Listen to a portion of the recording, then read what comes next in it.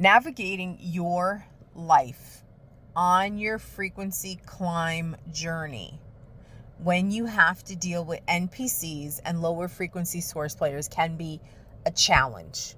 It can be. But there are some things that I have found useful to help me kind of navigate my way through life. I want to say in the last 10 years, maybe even, let's just for argument's sake, the last 15 years, okay? There has been a lot more in my awareness overall of people and their personalities and what they're about.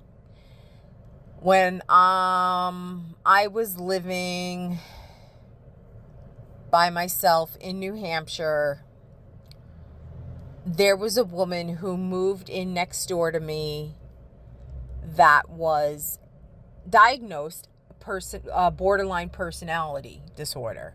She was diagnosed with that disorder, and it manifested itself like immediately. She had no concept of boundaries with herself, her own life, or anybody else's boundaries. She did not respect people's boundaries.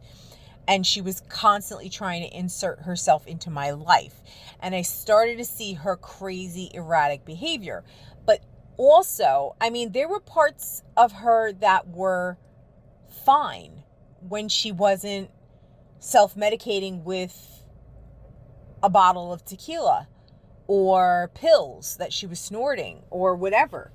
She was fine when she was straight, but it wasn't very often. So, and I felt for her kids because it had to be, she loved her kids. There's no question that she loved her kids and she did everything she could for her kids. But she made a lot of crazy, erratic choices in her life. Really, really strange ones. But then as you come to understand the personality, you see why they do what they do. That's the way they're written. And in my early life, I would say in my childhood, in my family unit, there was a covert narcissist and a overt narcissist, very, very grandiose, about themselves, talking like a Donald Trump kind of, I'm so great, I'm so wonderful, I'm the best at this, I'm the best at that. I have the greatest thing ever had in my life, everything like that. So when I was younger, of course, didn't have much of my sense of self and didn't understand the full scope of the BS that was coming out of this person's mouth. But then also dealing with a covert narcissist who was so outwardly nasty to me, but everybody thinking she was this saint, and she was doing these things in secret, which is what abusive people do. They don't want witnesses to what's happening. And then also having a father who was bipolar and unpredictable and explosive and threatening and stalkerish, those kind of things. So there's definitely been problematic people in my life. And so going back to the woman that was borderline, her name was Charity. Going back to Charity, that was the first time I was ever introduced to the DCM. I had no idea what that was. I had no idea that there was a whole manual to help them identify personality disorders. And that kind of opened my eyes that, these personalities and these disorders have clusters of traits. All right. Now, then when you look at astrological charts, and you look at our rising signs, our sun signs and things like that, the astrology, the zodiac, there are also clusters of traits that kind of get assigned to every zodiac, every personality. And these are more or less true maybe there's inaccuracies depending on who the author is of a particular book and everything like that. But I've noticed personally in my life, certain zodiac signs they all kind of have the same traits. For example, I know 3 Aries. My mother was an Aries, my sister-in-law is, and one of my friends is an Aries. And they all have similar traits. There's different things about them, like when it comes to driving on the highway, they all kind of have like a fear of it, like, or they're very, like they prefer less busy highways. It makes them very anxious. Also, problems with the eyesight and familiarity. Like, they don't like to go outside of their comfort zone. They're very much based in anxiety. They're not based in, I'm going to take a chance. And they're somewhat manipulative.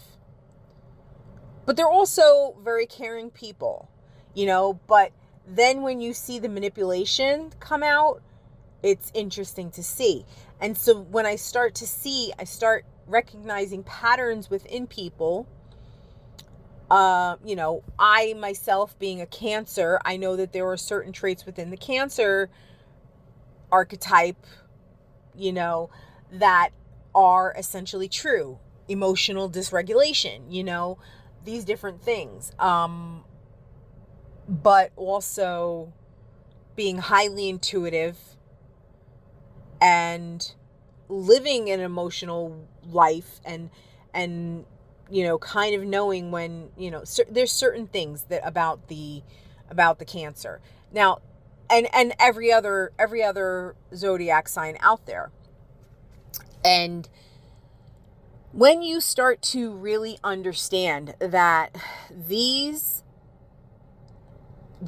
obviously the NPCs and the lower frequency source players who are locked in their script, they're immutable. They're not going to change. If you are still in the box, in the rainbow zones, those people, you're not going to influence them. You're not going to be able to influence their scripting in any kind of way. So what you see is what you get. And as different things emerge, like, you're going to see the patterns of their behavior. And there's not going to be deviation. And so I started to understand what, like, the borderline personality was. There was another point in time where I was in between places to live. I was living with a friend in her house, renting a room from her. It was a very toxic environment. She was living with, she had been living with a biker. She was living with a Hell's Angel. She was like married to a Hell's Angel. She was very seduced by the outlaw biker lifestyle. She was heavily into drugs, heavily into alcohol. There were criminals in the house all the time. She had her kid around this. She had me around this. We were being exposed to it. And I started to see the different personality traits coming out in her. The personality disorder traits coming out in her and coming out in people around her. And really, and seeing different things. Like, every Friday, for example, she would have a financial emergency because she knew I got paid on Friday. And I wasn't having it. We had an agreement that I would pay her a certain amount of money to rent this tiny little room to live with her. And I was living way out of, like, where it was convenient for me. I was living an hour away from my job and all this just so I can have this cheap room. But the trade-off was horrible. And I started to see her attempts to try to manipulate me. And, I really observed how much of a grimy individual she was. And more and more, I started to understand what is this personality disorder? What is that personality disorder? I had a long period of time where I was intimately involved with a malignant narcissist. I was attached to this malignant narcissist who fed off of me all the time. It was all the time. So you become familiar with what they're going to do, and they are predictable, and they actually become quite boring when you know and you can predict what their responses are going to be. You know, it really, it becomes easier to manipulate the situation the way you want the outcome to be, or it becomes easier to be non-responsive, non-reactionary, and let them burn themselves out, kind of. But the one thing you know is that an NPC is always going to act the way an NPC has been programmed to act, and that's it. And so you can sit there, what you like, you may, depending, you know, on your consciousness level, you may kind of get sucked into that stuff, and you have to remember what is going on. And for myself, sometimes I have to, okay, so let me back up. I like to approach different things, whether it be a job, whether it be person, whether it be a relationship, something. Usually there's more than one chance at something, because I either have to learn I have to learn whatever information is valuable learning, or something. I'm looking at this now as ways to, okay, I know this is how this is going to happen. I no longer have to react. I can now respond. And I can now not participate in a drama that's going to happen. And I also can maintain my boundaries. I don't allow people to step over my boundaries anymore. I've become kind of good at this. You know, it's not a perfect thing. And there's been years in the journey where I've been reactive like crazy, because being in a lower frequency and having the unlocked script, so much stuff happening to you, you traumatize yourself. So you become reactionary, and you become angry, and you become confused, and all this stuff goes on, and you're like, why is this happening? Because it's you, and you don't realize it. But I'm losing track of what I'm saying. So, and now I'm starting to really get good at things. You know, I've kind of been good at things, but now it's more like it's clicking. It's hitting home. Yes. You know this already, Nicole. This is how this is. This is how this person is. This is how they're always going to be. You cannot change them. And this is, so now you know the writing is on the wall with this person.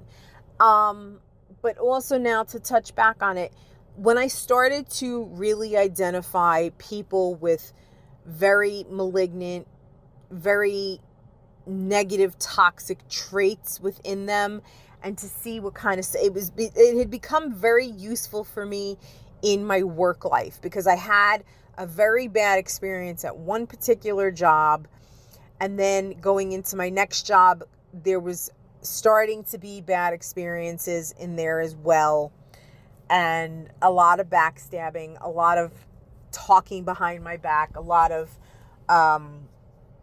office politics. And I learned to identify certain things within people.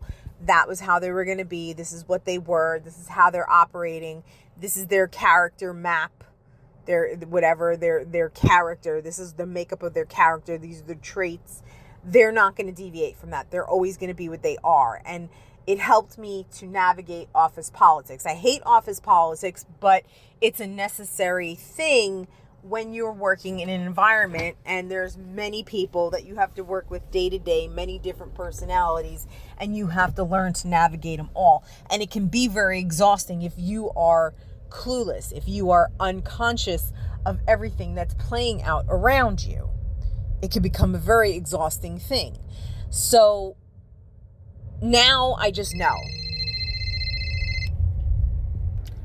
It can become a very exhausting thing. So now I just know this is what's going to happen. You know, like you could, I kind of equate it to like the scene in the Hunger Games, the second Hunger Games movie when they throw a rock at the arena, the game arena that they're in, and they can see where the whatever it was hits the perimeter of the game, and they know where the border is, so to speak. And then, you know, so now she's like, oh, now I get it. Now I see how this game is set up. I see the game. So yeah, then you know, okay, now I know how to play this and everything like that. So I'm bringing this up because you know, individuals, NPC in my life, you know, basically sold me a bill of goods, which I knew they were doing. But I felt at the time, maybe it's worth my while to give this a second shot and to see how long the facade, how long the mask would stay on before it fell, and everything that they told me that they were doing to change would come crumbling apart.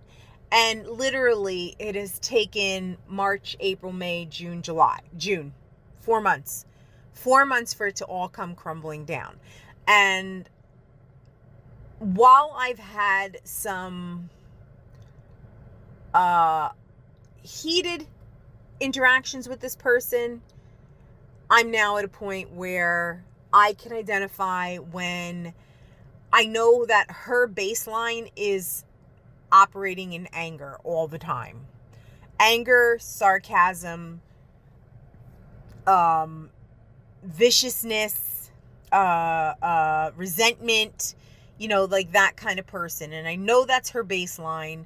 She may have days when she's good, but for the majority of the time, she's emotionally dysregulated kind of individual. And when there's something going wrong in her life, she aims to take it out on everybody around her, you know, and really, really, really rip people apart. And she's done it to me in the past, and she knows not to, because she will get it right back. And yesterday she tried well, you know what? I'm your boss. Well, you know what? I don't care. That's the major fundamental you don't seem to understand, that you living in this paradigm, you being programmed with this paradigm of I'm the boss and I'm going to yell at you because I don't like what you're doing. Well, you know what? You're not going to have me working for you much longer. And this is not what is being said to her, but you know, she's clueless. She doesn't have a clue. She doesn't understand. I'm going to leave. So now I've started to put my exit strategy into plan into action. So that's it, you know, and I went back into this with 1 foot in, only 1 foot. I wasn't going full force because I just know better. I know better. The difference is now there's no anxiety of it has to happen. There's no desperation that I have to get out. Now I know I'm going to sit here and do this at my own pace. And when the right position comes along, then that's when I will put in my leave and be done. You know, that's when I'll put in my notice and move on with my life.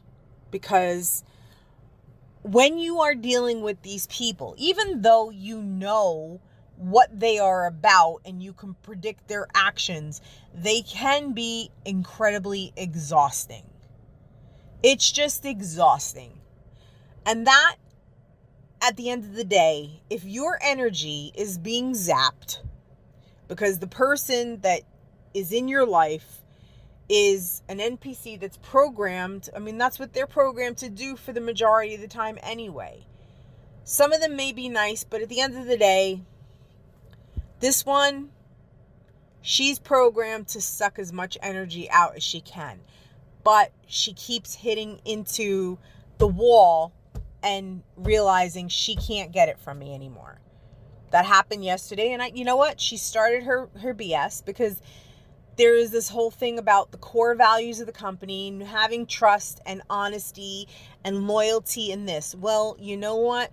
Your actions do not foster trust and honesty and loyalty because you don't like the honest, truthful answer that you get when you ask questions. So, that's just how it is. Anyway, I gotta go.